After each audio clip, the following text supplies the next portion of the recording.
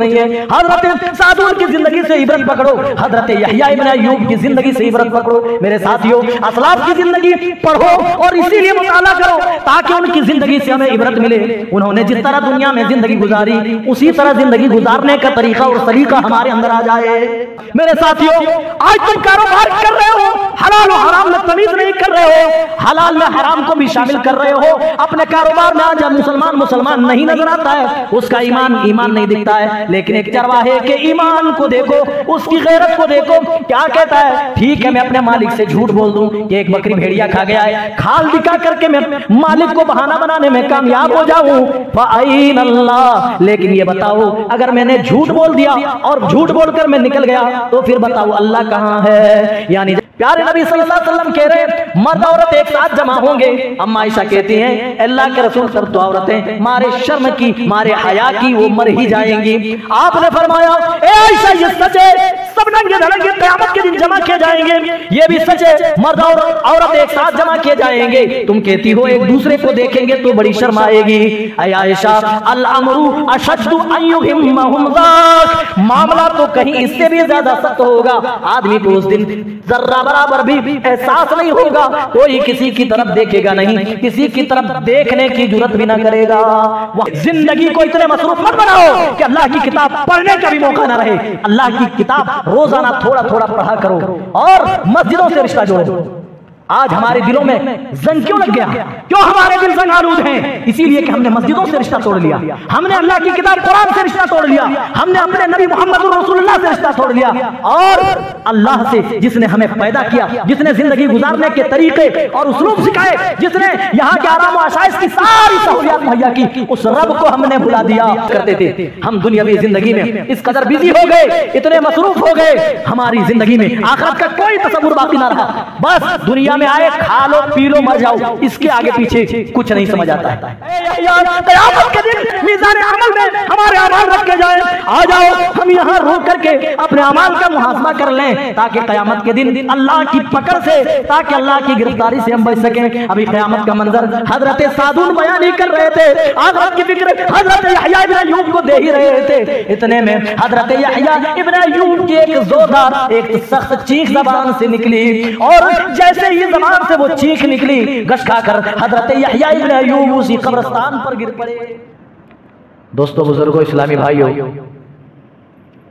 मदहो सना, किबरियाई व बरतरी, बड़ाई और बुजुर्गी उस अल्लाह अज़्ज़ा वजल के लिए लायक व सज़ावार हैं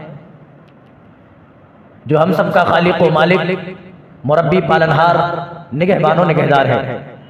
बादहू अनगिनत दरूद व सलाम नाजिल हों अल्लाह के तमाम भेजे गए अंबिया व रसूल पर, खुसूसन बिलखुसूस अहमद मुज्तबा मोहम्मद मुस्तफ़ा सल्लल्लाहु तआला अलैहि वसल्लम पर, जिनके ज़रिए अल्लाह ताला ने हमें और आपको सबसे बड़ी दौलत नसीब फरमाई है, ईमान की दौलत। अल्लाहुम्मा सल्लि व सल्लिम व बारिक अलैहि। मेरे भाइयों, व्हाट्सएप के जरिए से आपको आज के खुतबे जुमे का मौजू पता चल गया होगा। आज के खुतबे जुमे में हम असलाफ की जिंदगी में सहाबा और बाद में आने वाले लोगों की जिंदगी में आखिरत का क्या तसव्वुर था, इसको हम जानेंगे, देखेंगे। रब्बुल इज्जत से दुआ गो है कि बारिल्लाह हमें हक बात कहने की तौफीक इनायत फरमा, कहने वाले और सुनने वाले को मुकम्मल तौर पर अमल की तौफीक दे। आमीन तक़ब्बल या रब्बल आलमीन।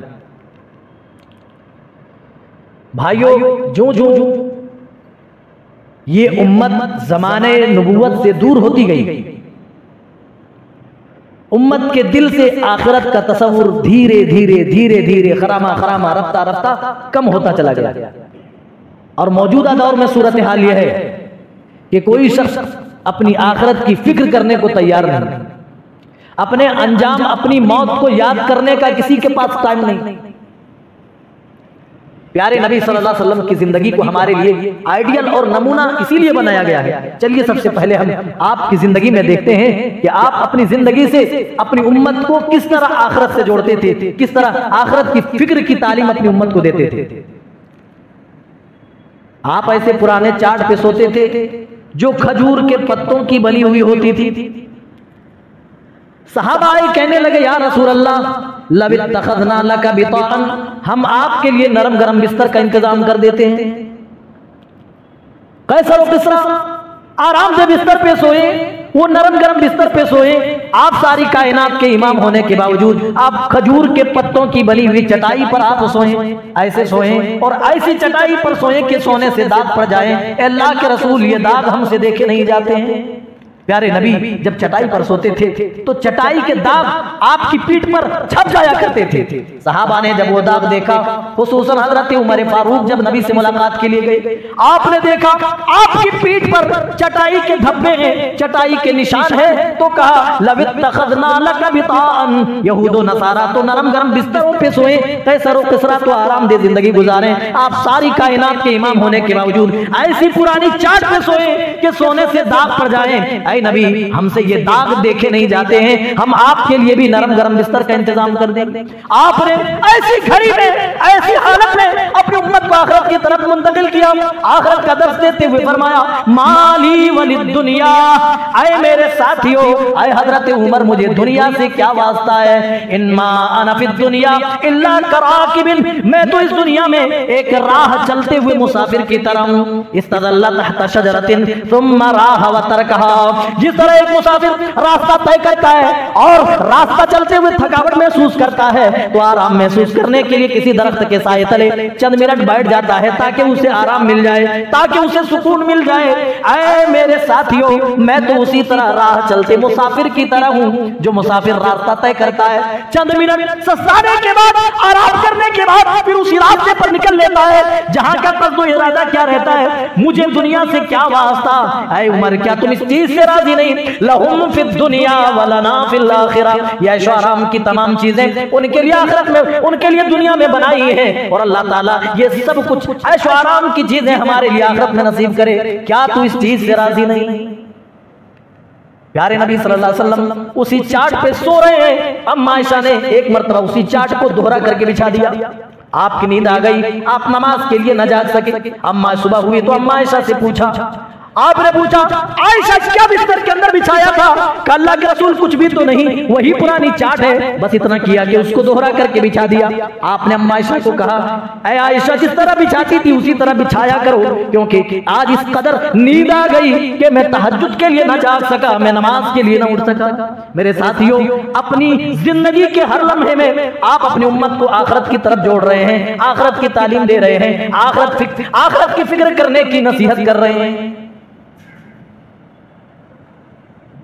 बैहक़ी में एक मुरसलन एक रिवायत मज़कूर है जिसमें अम्मा आयशा के बारे में बताया गया है कि अम्मा आयशा अपने हुजरे में रो रही हैं, अपनी आखिरत को याद करते हुए, अल्लाह के अज़ाब को याद करते हुए, क़यामत के दिन की हौलनाकियों को याद करते हुए आंसू बहा रही हैं। नबी अकरम सल्लल्लाहु अलैहि वसल्लम दाखिल होते हैं और पूछते, आयशा क्या बात है, तुम्हारी आंखें क्यों नम हैं, क्यों तुम आंसू बहाती हो? कहने लगी, या रसूल अल्लाह, मुझे आखिरत याद आ गई, मुझे क़यामत का मंजर याद आ गया, इसीलिए आंखों से बेख्तियार आंसू बह पड़े।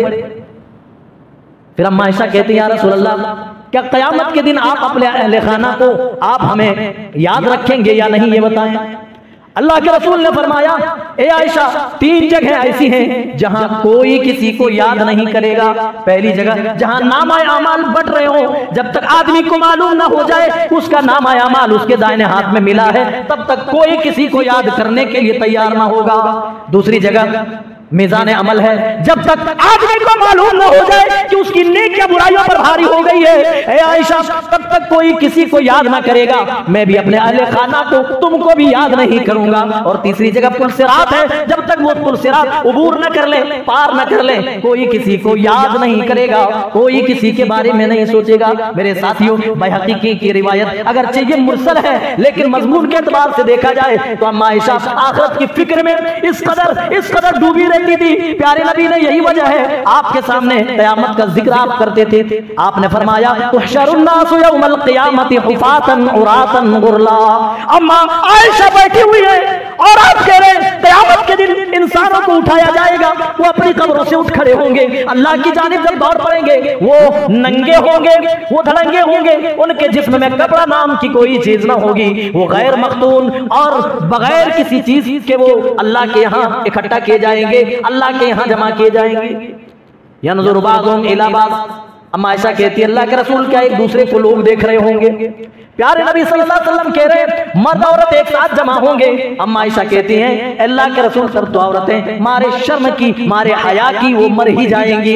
आपने फरमाया ए आयशा ये सच है, सब नंगे धड़ंगे क़यामत के दिन जमा किए जाएंगे, ये भी सच है मर्द और औरत एक साथ जमा किए जाएंगे। तुम कहती हो एक दूसरे को देखेंगे तो बड़ी शर्म आएगी। ऐ आयशा अल अमरु अशद्दु अन युहिम्महुम ज़ाक, मामला तो कहीं इससे भी ज्यादा सख्त होगा। आदमी को उस दिन जर्रा बराबर भी एहसास नहीं होगा, कोई किसी की तरफ देखेगा नहीं, किसी की तरफ देखने की जुर्रत भी ना करेगा। वहां मामला ही इतना सख्त होगा, कोई किसी की तरफ पलटकर निगाह उठाकर देखने की भी जुर्रत ना करेगा, खुद महसूस भी न कर पाएगा कि वो नंगा है। ये उस दिन की हौलाकी का ये आलम है। अम्मा आयशा इन्हीं सब चीजों को मद्देनजर रखती थी और रोया करती थी। सहाबा रिज़वानुल्लाहि अलैहिम अजमईन की जिंदगी में देख लीजिए आखिरत का क्या तसव्वुर था। वो आखिरत को बारहा सोचा करते थे और आंसू बहाया करते थे, रोया करते थे। हम दुनियावी जिंदगी में इस कदर बिजी हो गए, इतने मसरूफ हो गए, हमारी जिंदगी में आखिरत का कोई तसव्वुर बाकी ना रहा। बस दुनिया में आए खा लो पी लो मर जाओ, इसके आगे पीछे कुछ नहीं समझ आता है। मेरे साथियों अल्लामा शम्सुद्दीन ज़हाबी रहमहुल्लाह ने सिफ़ातुस सफ़वा के अंदर एक वाक़या नकल किया है। अल्लामा ज़हाबी सिफ़ातुस सफ़वा में एक वाक़या नकल करते हैं, कहते हैं हज़रत नाफ़े के हवाले से बयान करते हैं। हज़रत अब्दुल्ला इब्न उमर अपने चंद साथियों के हमरा टहलने के लिए निकले थे। ऐसा होता है कि चलो भाई घूमने के लिए निकलते, वही खाना वाना खा लेंगे और फिर वापस होंगे, वही नमाज़ें अदा करें। इसी नीयत से घर से बाहर निकले। अभी मैदानों वाले सहराओं वाले इलाके से गुजर हो रहा था, खाने का वक्त हुआ। दोपहर की चिलचिलाती धूप ने मजबूर किया तो कहा कि ठीक है इसी पहाड़ी पर हम पड़ाव डालते। दस्तरखान बिछाया गया, खाना रखा गया। इतने में एक चरवाहे का गुजर होता है। हजरत अब्दुल्ला इब्न उमर ने उस चरवाहे को भी अपने दस्तरखान पर दावत दी। ऐ चरवाहा आ जाओ तुम भी हमारे दस्तरखान में आकर मिल बैठ कर खाना खाओ। ओ मेरे साथियों उस चिलचिलाती धूप में वो दोपहर की तपती हुई जमीन और उस पर बकरियां चराते हुए एक चरवाहा जानते हो क्या जवाब देता है? नहीं साहब मैं आपके दस्तरखान पर शामिल नहीं हो सकता। कहा क्यों नहीं हो सकते भाई? आओ मिल बैठ कर खाना खाएंगे। कहा नहीं खा सकता। कहा वजह क्या है? कहा मैं रोजे से हूं। क्या कहा? मैंने रोजा रखा हुआ है। अल्लाह अकबर, नफली रोजा। मेरे साथियों अगर रमजान का रोजा होता तो हजरत अब्दुल्ला इब्न उमर खुद रोजे से होते। पता ये चला कि रमजान का महीना नहीं था, गैर रमजान था, लेकिन दोपहर की सख्त धूप और चिलचिलाती हुई धूप और गर्मी की इतनी शिद्दत में दोपहर के वक्त एक चरवाहा रोजा रखकर बकरियां चराकर अपनी जिंदगी गुजर बसर कर रहा है। हजरत अब्दुल्ला इब्न उमर का बयान है कि मैंने आजमाना चाहा। कहा कि ठीक है बिइनी शातन, एक बकरी तू मुझे बेच दे। क्या कहा? ठीक है तुम मत खाओ, तुम रोजा रखे हो, अच्छी बात है। आजमाने के लिए कहा कि एक बकरी हमें दे दो, हम भूखे, हमारे साथी भूखे हैं, हम आगे चलकर ज़िबह करेंगे, खाना खाएंगे, खाल तुमको दे देंगे, अपने मालिक को दिखा देना, मालिक पूछे तो कह देना कि बकरी भेड़िया खा गया है। यहाँ तो भेड़िए आते रहते हैं, अरे मालिक इतनी सारी बकरियों का कब हिसाब लेगा? तो जानते हो उस चरवाहे ने क्या जवाब दिया?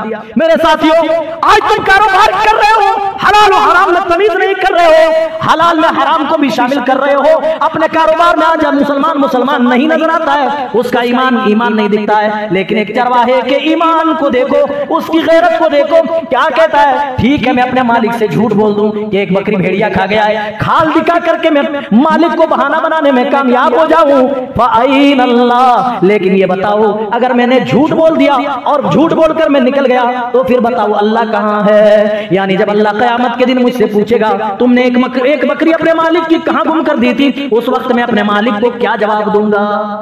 ठीक है तू भी खुश हो जाएगा, तेरा भी काम हो जाएगा, मैं भी पैसे लेकर अपनी दुनियावी जिंदगी आराम से बना लूंगा। लेकिन बताओ फिर अल्लाह कहां है? जो मेरा मालिक है, जो तुम्हारा मालिक है और जो मेरे मालिक का मालिक है, वो मालिक क़यामत के दिन जब बात पुरस करेगा उस मालिक के सामने मैं क्या जवाब दूंगा? फ़अईन अल्लाह, बताओ फिर अल्लाह कहां है?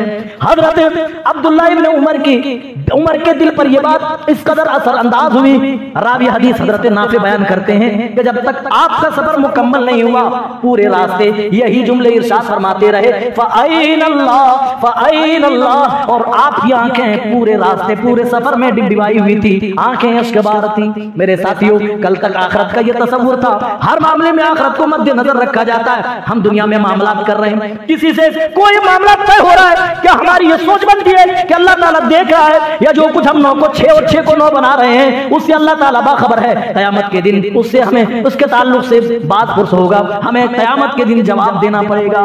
जब ये एहसास पैदा हो जाए मेरे भाइयों, तो हम खरत को जुनून और जुनून को खरत कभी नहीं बनाएंगे। हमारे अंदर भी ईमानदारी, हमारे अंदर भी ईमानी गैरत पैदा हो जाए। सिफ़तुस सफ़वाही के अंदर एक वाक़या और मनक़ूल है, चलिए उस तरफ भी आपको मैं लेकर के जाऊं। हजरत यहया इब्न अय्यूब मुहद्दिस, फ़क़ीह और मुत्तकी शख्स गुजरे। इनका बयान है कि मैं एक दिन खुरासान के कब्रिस्तान वाले रास्ते पर मैं बैठ गया। आज किसको फुर्सत है कि टूटी फूटी कब्रें देखकर अपनी आखिरत याद करे। किसी की मैयत में अगर किसी तरफ पहुंच गए तो वहां भी हंसी ठट्ठा मजाक करते लोग नजर आते। और नबी के सहाबा और बाद में आने वाले लोगों का यह हाल है कि वो कब्रिस्तान जाते इस नीयत से कि हम इबरत हासिल करें। टूटी फूटी कब्रों को देखकर वो इबरत हासिल क्या करते थे, कब्र में पड़ी बोसीदा हड्डियों को देख करके अपनी आखिरत और अपना अंजाम याद क्या करते थे। आज हम में से किसी को इस बात की फुर्सत नहीं है। हजरत यहया इब्न अय्यूब का बयान है, सिफ़तुस सफ़ा में ये रिवायत आपको मिलेगी। अबू नुईम अस्फ़हानी की किताब में भी ये वाक़या मनक़ूल है। वो दरवाजे पर बैठ गए ताकि यहां से मैं कब्र देखूं, कब्रिस्तान देखूं। और रात का अंधेरा, आधी रात तक तो हम मोबाइल चला रहे होते हैं, आधी रात तक तो हम फिल्में देख रहे होते हैं, आधी रात तो हम मैच का आनंद ले रहे होते हैं। लेकिन मेरे साथियों, तुम ही में से, हम ही में से ऐसे मुसलमान, ऐसे मुत्तकी, ऐसे जाहिद गुजरे हैं जिनकी रातें अल्लाह की याद में, खौफ खुदा में गुजरती थी, और उस खौफ खुदा को ताजा करने के लिए कब्रिस्तान भी जाया करते थे। रास्ते पर बैठ गए ताकि आने जाने वाले लोगों पर नजर रखें, ताकि वहां से कब्र देखें, वहां से कब्रिस्तान का मंजर और सीन नजर आए, ताकि हमें अपनी आखिरत का एहसास हो। हजरत यहया इब्न अय्यूब उसी कब्रिस्तान के रास्ते पर बैठे हुए हैं। सर्दी का मौसम है, क्या देखते हैं, अभी चंद ही मिनट गुजरे थे कि एक शख्स कब्रिस्तान के अंदर दाखिल होता है जिन्होंने एक मोटी चादर से अपने आप को छुपाया हुआ है। जिस तरह औरतें पल्लू बांधती हैं उसी तरीके से मुंह बांधा हुआ है और पूरा जिस्म चादर से ढका हुआ है। एक शख्स दाखिल होते हुए देखा तो हजरत यहया इब्न अय्यूब का बयान है कि मैं उठ खड़ा हुआ और मैं उसके करीब जाने लगा। मैंने देखा वो शख्स टूटी फूटी कब्र को ढूंढता, जहां टूटी फूटी कब्र नजर आती वहीं रुक जाते और जोर जोर से आंसू रो करके आंसू बहाते। मैंने देखा जब वो रो रहा था, मैं करीब हुआ, मैंने उसके चेहरे से कपड़ा हटाया तो मैंने पहचानने में देर न की। वो जानते हो कौन थे? वो एक बड़े मुत्तकी और जाहिद हजरत सादून थे। कहा सादून आप यहाँ मौजूद हैं, आप कर क्या रहे? कहा ए यहया तुम भी मौजूद हो, हम भी मौजूद हैं। कबल इसके क़यामत के दिन हमारी नेकियां और बुराइयां तौली जाए, आओ हम अपनी बुराइयों पर रोलें, अपनी बुराइयों पर नादिम हो जाए। ए यहया क़यामत के दिन मीज़ान अमल में हमारे अमाल रखे जाए, आ जाओ हम यहाँ रो करके अपने अमाल का मुहासबा कर लें, ताकि क़यामत के दिन अल्लाह की पकड़ से, ताकि अल्लाह की गिरफ्तारी से हम बच सकें। अभी क़यामत का मंजर हजरत सादून बयान ही कर रहे थे, आखिरत की फिक्र हजरत यहया इब्न अय्यूब को दे ही रहे थे। इतने में हजरत यहया इब्न अय्यूब की एक जोरदार, एक सख्त चीख जबान से निकली, और जैसे ही जबान से वो चीख निकली, गश खाकर हजरत यहया इब्न अय्यूब उसी कब्रिस्तान पर गिर पड़े, कब्र के ऊपर गिर पड़े।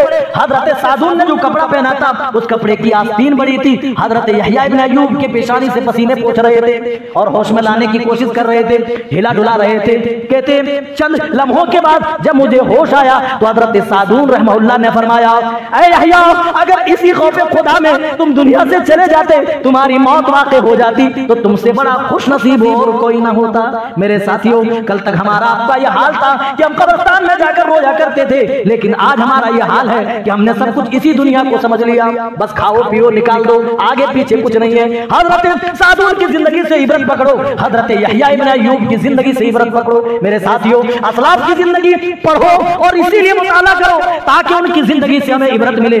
उन्होंने जिस तरह दुनिया में जिंदगी गुजारी उसी तरह जिंदगी गुजारने का तरीका और सलीका हमारे अंदर आ जाए।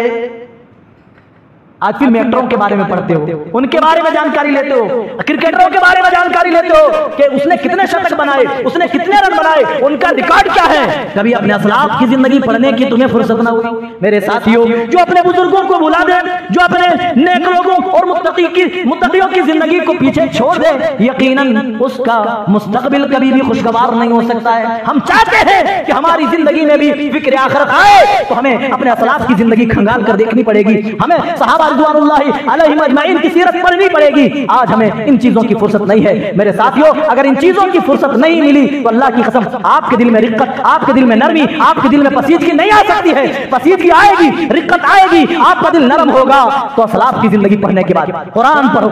कुरान ने बड़े बड़े सख्त दिलों की दुनिया बदल दी है। बड़े बड़े सख्त दिल आए जिन्होंने इस्लाम के खिलाफ भी कदम उठाई, लेकिन कुरान के आगे वो ज़ेर हो गए, कुरान के आगे वो पसीज गए, कुरान के आगे वो मोम हो गए। इसीलिए जिंदगी को इतने मसरूफ मत बनाओ कि अल्लाह की किताब पढ़ने का भी मौका ना रहे। अल्लाह की किताब रोजाना थोड़ा थोड़ा पढ़ा करो और मस्जिदों से रिश्ता जोड़ो।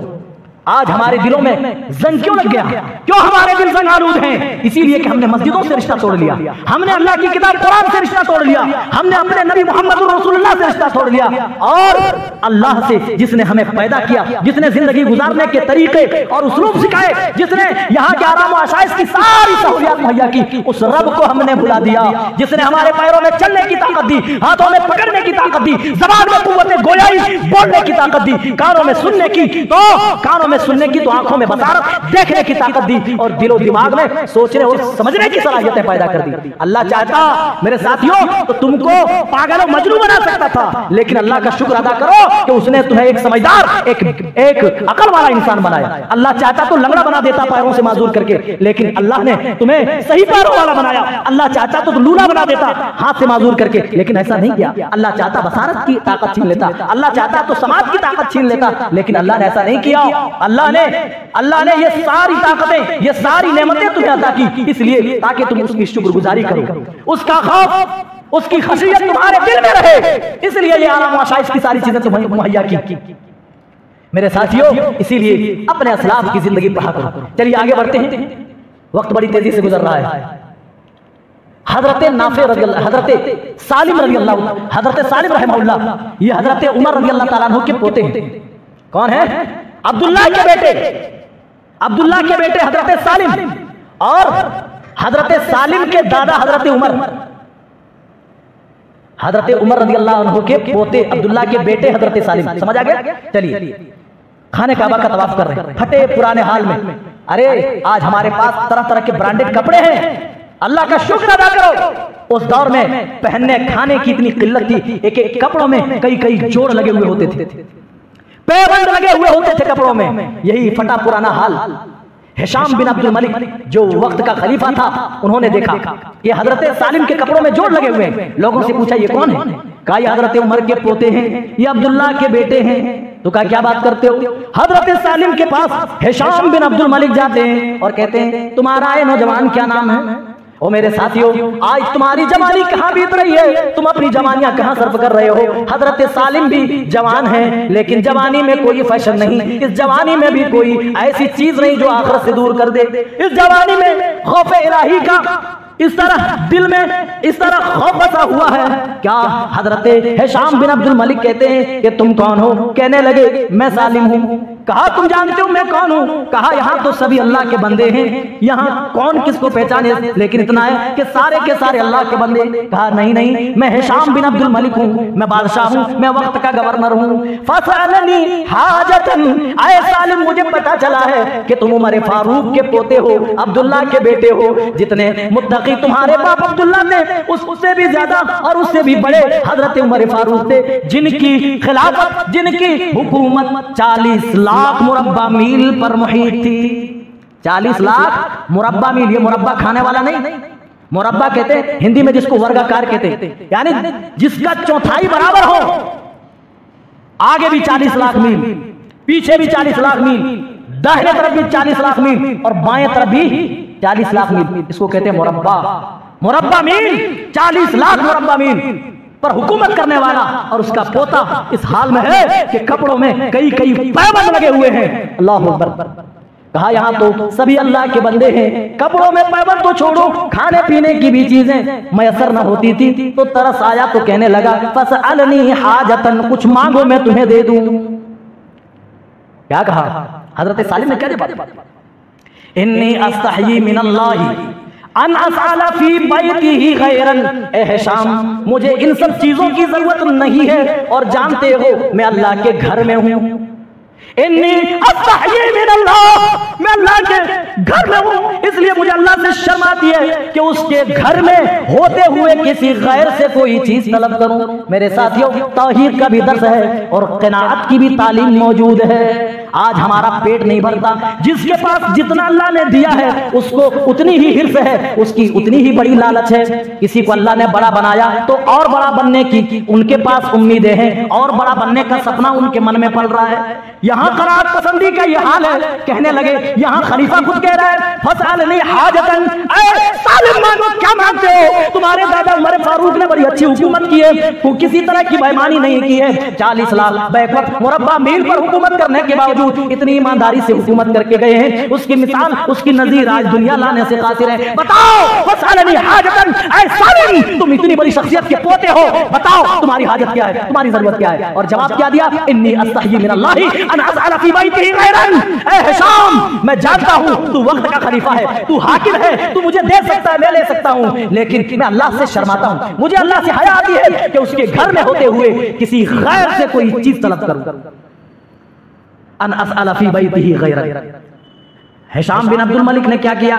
मस्जिद से बाहर निकले, काबा से बाहर निकले और दरवाजे पर खड़े हो गए कि यहाँ नमाज पढ़ करके आएंगे, तवाफ करके आएंगे तो मैं यहीं पकड़ लूंगा, मैं तो कोई ना कोई चीज हजरत सालिम को देकर ही रहूंगा। हजरत सालिम ने मकाम इब्राहिम में नमाज पढ़ी और फिर हाथ उठाकर दुआ करने लगे। और जैसे ही वो नमाज खत्म की, दुआ खत्म की और दुआ खत्म करके चलने लगे, दरवाजे पर फिर हजरत हिशाम बिन अब्दुल मलिक ने पकड़ लिया। आए सालिम, तुम्हें अल्लाह के घर में होते हुए मुझसे मांगने में शर्म आती थी। अल-आन क़द ख़रजत मिन बैतिल्लाह, अरे अब तुम मांग लो, अब तो तुम अल्लाह के घर से निकल चुके हो, अब तो तुम बाहर आ गए हो। आए सालिम, मांग लो, तुम क्या मांगना चाहते हो? कहा अमिन हवाइजिद दुनिया अमिन हवाइजिल आखिरा। ऐ हिशाम, अगर तू मुझे कुछ देना चाहता है, जरा इतना बता दे, तू मुझे दुनिया की जरूरतें मेरी पूरी करना चाहता है, अमिन हवाइजिल आखिरा, या मेरी आखिरत की हाजतें पूरी करना चाहता है? हजरत हिशाम कहने लगा कि तुम जानते हो अल्लाह तज़िरु वाज़िरतुन विज़रा उख़रा, क़यामत के दिन कोई किसी का पुरसाने हाल ना होगा, कोई किसी का बोझ न उठाएगा, वहां तो कोई किसी की मदद न कर पाएगा।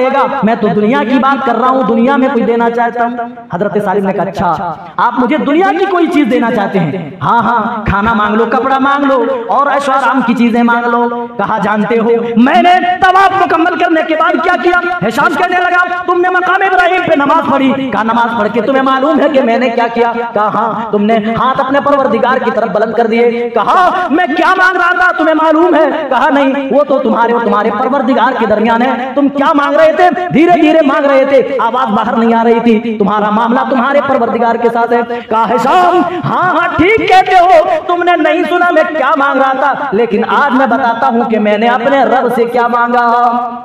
दुनिया दुनिया को मैंने उस परवरदिगार से भी नहीं मांगा जो दुनिया का मालिक है। वकैफ़ अस्अलुहा मन ला यमलिकुहा, फिर मैं उसके सामने दुनिया कैसे मांगूं, उससे दुनिया कैसे तलब करूं जो दुनिया का मालिक है ही नहीं। यहाँ हमारा वो गद्दी किसी और की हो गई, वो खजाना किसी और को मिल गया, वो महल किसी और के नाम हो गया, मैं उससे कैसे मांगू? अरे दुनिया की बात तुम करते हो, दुनिया की हाजतें पूरी करने की। दुनिया तो जब मैंने रब के सामने हाथ उठाया, उस रब के सामने जो इस दुनिया का मालिक है, जो हकीकी मालिक है, उसके सामने मैंने नहीं मांगा।